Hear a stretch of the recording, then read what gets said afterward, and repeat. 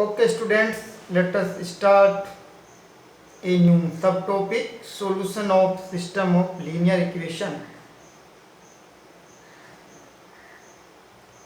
Solution of system of linear equations. ठीक है बच्चों, कैसे करते हैं? 6 नंबर का सवाल आ सकता है, 4 की गुंजाइश नहीं आएगा तो 6 नंबर। ठीक है, एक सवाल मैं डिस्कस कर देता हूँ। मतलब प्रोसेस क्या है, एग्जाम्पल से भी आप पढ़ सकते हैं, वो भी पढ़ा दूंगा, लेकिन सवाल हम डिस्कस कर लेते हैं। तो एक सवाल इसमें क्वेश्चन नंबर 10 है, एक्सरसाइज 4.6 में। कितनी बार ये सवाल एग्जाम में आ चुका है, इसको हम डिस्कस करने जा रहे हैं।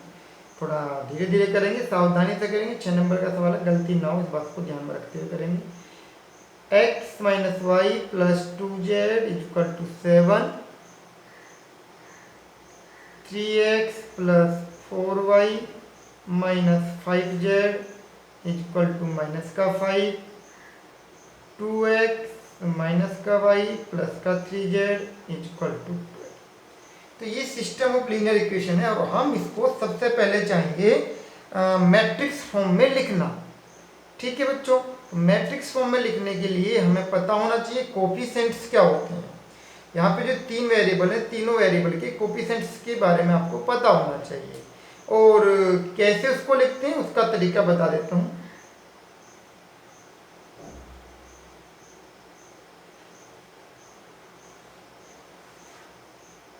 इक्वल टू साइन यहाँ रखेंगे। देखो उसको लिखना बड़ा आसान है। यहाँ हम लिखेंगे एक्स वाई और जेड, 3 वेरिएबल का सवाल है, 3 ही हमने ये वेरिएबल यहाँ पे लिख दिए। और जो ये आपका इक्वल टू की साइड में नंबर्स लिखे उनको यहाँ लिखेंगे -7 -5 और 3। अब यहाँ पर हमें नो एलिमेंट्स लिखने हैं और बिल्कुल इसी सीक्वेंस में लिखने की भी एक्स के जो कोफिशिएंट्स हैं इधर आ जाएं, मतलब फर्स्ट कॉलम में आ जाएं, तो 1 3 और 2। वाई के जो कोफिशिएंट्स हैं वो सेकंड कॉलम में आ जाएं, मीन्स माइनस का 1 4 माइनस का 1। और जेड के जो कोफिशिएंट्स हैं वो थर्ड कॉलम में लिखे जा पाएंगे। तो ये हम कंप्लीट लिख दिए और हम इसको बोलते हैं मैट्रिक्स फॉर्म है। इसको हम क्या बोलते हैं कि ये ए लिख दिया हमने, ये वेरिएबल मैट्रिक्स हो गया है और इधर हम इसको बी बोल देते हैं। ठीक है बच्चों। अच्छा, अगर आपको मैट्रिक्स मल्टीप्लिकेशन बहुत अच्छे से आ रहा है तो क्या करेंगे, आप इनको मल्टीप्लाई करके देखिए, ये सिस्टम ऑफ लीनियर इक्वेशन ही मिलेगा मल्टीप्लाई करने पर। ठीक है, और देखो कैसे भाई, 3/3 का ये मैट्रिक्स है और ये क्या है, रो 3 है कॉलम 1 है, इसका मैट्रिक्स ये है। अब जब मैं इनको क्या करूंगा, मल्टीप्लाई करूंगा, तो इस वाले 3 से ये वाला 3 बराबर होना चाहिए, या माने ये कैंसिल हो जाएंगे। 3/1 का मुझे एक क्या मिलना चाहिए, मैट्रिक्स मिलना चाहिए, मतलब जिसमें 3 रो हो 1 कॉलम हो। तो यह तो सही, देखो ये अपना में एक एलिमेंट है बच्चों, ये अपना में एक एलिमेंट है। यदि हम एक्स वाई जेड की वैल्यूज यहाँ पे पुट कर दें तो ये क्या है, पूरा एक कॉलम है, एक ही कॉलम है ना जी, कॉलम नंबर 1। और रो कितनी है, 1 2 3, तो वो हमारा आंसर बता देते हैं। 3 रो आनी चाहिए थी, एक कॉलम आना चाहिए, तो आया है। ठीक है, और आप चाहें तो इसको लिख सकते थे, मैट्रिक्स फॉर्म तो ये है, इसको हम लिखना चाहें तो लिख सकते थे, लिख दें क्या। अच्छा, और करके लिखता हूँ, थोड़ा समझ में आए। और अगर मैं इसको लिखना चाहता तो मैं ऐसे लिख सकता है x minus Y plus 2z, 3x plus 4y minus 5z, 2x minus Y plus 3z। लीजिए, मैं इसको चाहता तो मैं इसको यहाँ भी लिख दूँ। और ये है मेरा 3 रो और 1 कॉलम इक्वल टू, ये है मेरा 7 माइनस का 5 और 12। ठीक है बच्चों, इसका लिखना चाहो तो क्या आएगा, इसका आएगा आपका वो 3/1 का ही आएगा, ये भी 3/1 का ही है। तो दो मैट्रिक्स कब इक्वल हो सकती हैं, जब उनका ऑर्डर इक्वल हो, तो यहाँ उनका ऑर्डर इक्वल है। ठीक है, तो यहाँ मैट्रिक्स का सिंबल नहीं दिया है, मैट्रिक्स का सिंबल दे दिया बस।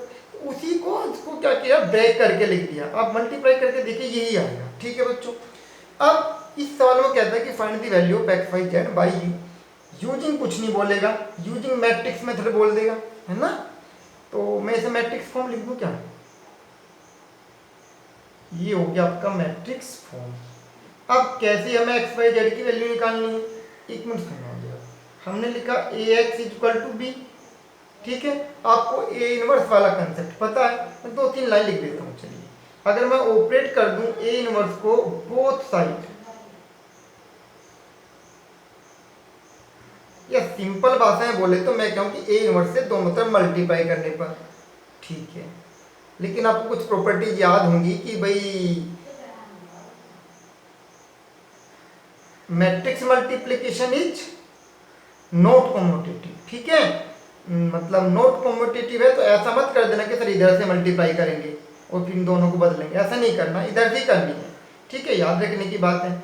और फिर जब ये मैट्रिक्स क्या है, इन सवाल को चेक भी कर सकते हैं। ये जो आपका मैट्रिक्स ए है, इसका जो डिटरमिनेंट है वो 0 नहीं है, मतलब वो क्या है, नॉन सिंगुलर मैट्रिक्स है। और जब इन दोनों का मल्टीप्लाई करते हैं तो आई आ जाता है, ठीक है बच्चों। वैसे बुक में कुछ अलग ही लैंग्वेज में लिखा है इसको, pre multiplying by A inverse on both side करके लिखा है, ठीक है। अब क्या करें, अब ये तो आई होगा, I is the identity matrix. यदि मैट्रिक्स की प्रॉपर्टी याद कर लें, अरे जैसे 1 होता है, 1 को किसी से मल्टीप्लाई करेंगे वही एलिमेंट्स आता है, ऐसे ही आई को किसी भी मैट्रिक्स से मल्टीप्लाई करें, मैट्रिक्स इज अनचेंज। जैसे 1 को 5 से मल्टीप्लाई करें, 5 इज अनचेंज। आई को x से मल्टीप्लाई करें, x इज अनचेंज, मतलब वही रहेगा। तो ये आ जाएगा मेरा x is equal to A inverse B. अब बच्चों आपको यदि ये इतनी सी बात समझ में आ गई है तो करना क्या रहेगा, देखिए। एक तो मुझे मैट्रिक्स बी का पता ही है, मैं मैट्रिक्स बी मुझे पता है, किसी भी तरीके से मैट्रिक्स का ए इनवर्स मैट्रिक्स फाइंड कर लूँ, बी से मल्टीप्लाई कर दूँ, ठीक है, तो मुझे एक्स वाई जेड मिल जाएंगे। ये मैट्रिक्स है क्या, एक्स क्या है, वेरिएबल मैट्रिक्स है। अच्छा थोड़ा एक्सप्लेन करके बताऊं, हियर ये जो आप x बोल रहे हैं, इस x का मतलब क्या है, ये एक ये वाला x बाई जेड, ये मैट्रिक्स थी ना, तीनों लाइन ये मैट्रिक्स की थी। इसका जो ऑर्डर क्या होगा, वो होगा 3 रो और 1 कॉलम इज इक्वल टू। और देखो बच्चों मुझे ए इनवर्स अभी नहीं पता है, तो मैं डॉट डॉट बना के 9 एलिमेंट्स लिख लेता हूँ। 1 2 3 1 2 3 1 2 3, और ये 3/3 का होगा, ध्यान रखना। ये मुझे पता था बी वाला, ये क्या 7 - 5 और 12, ठीक है। ये बस जस्ट समझाने के लिए बार बार आपको लिखने की जरूरत है। तो मुझे करना क्या है, मुझे यहीं से ये पता लग जाए कि करना क्या है। तो मैं सोचता हूं कि मुझे कुछ नहीं करना, ए इनवर्स किसी तरह मुझे फाइंड हो जाए, और इसे फॉर्मूला मान लीजिए आप, चलिए ये मेरा फॉर्मूला है, और मुझे ए इनवर्स पता लग जाए तो मेरा काम हो जाए। अब देखिए ए इनवर्स निकालने का आपने पिछली एक्सरसाइज में सारे सवाल किए हैं, चलो मैं एक रिपीट कर देता हूँ। सबसे पहला काम था मुझे कि भाई